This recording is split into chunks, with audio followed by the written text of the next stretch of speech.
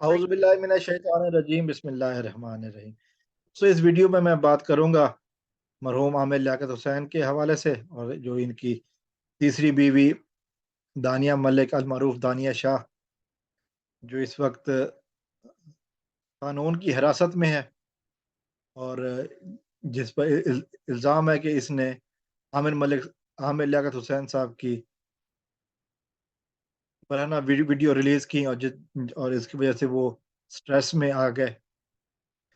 फिर हमने देखा कि मुसलसल इसकी वालदा इस गिरफ्तारी के बाद मीडिया टॉक में जब भी बातें होती हैं, वो जायदाद, पैसा, 1 करोड़, माफ़ कीजिएगा, 40 करोड़, 1 अरब, 80 करोड़, और यही वो अल्फाज इसके मुंह से निकलते हैं।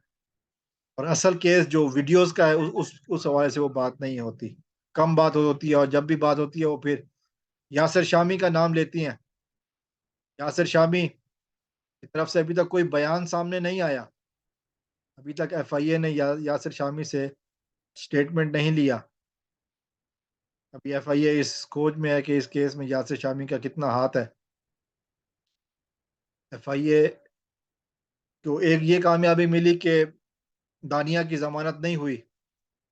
उसके बाद उसके वकील ने कहा कि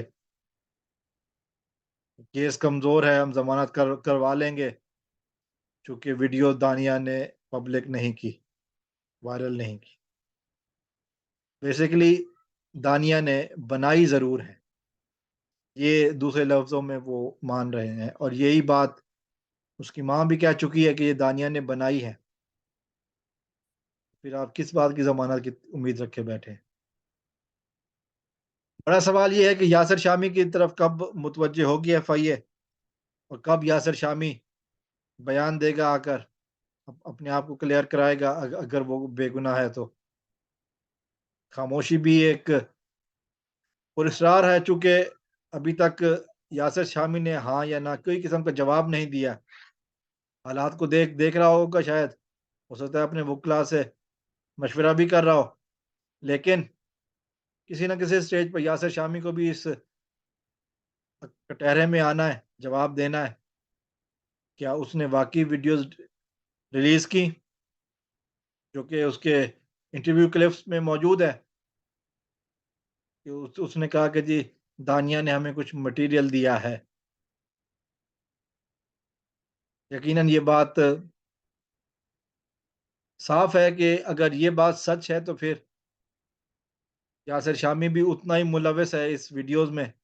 फिर ये मुकदमा कत्ल का मुकदमा भी बन सकता है, और जिसमें दानिया और यासिर शामी दोनों मुलविस हैं। बहरहाल हमारी दुआ है कि आमिर लियाकत हुसैन मरहूम के बच्चों को इंसाफ मिले, और ये इस वाक़ये में जो भी मुलविस है, इस घिनौने और मकरूह धंधे में, लोगों को ब्लैकमेल करने के धंधे में जो भी मुलविस हैं, उनको सज़ा मिले, और हम एक मरतबा फिर एक ज़हनी कर्ब जो पैदा हुआ है, उससे छुटकारा मिल सके। अस्सलामु अलैकुम वरहमतुल्लाह।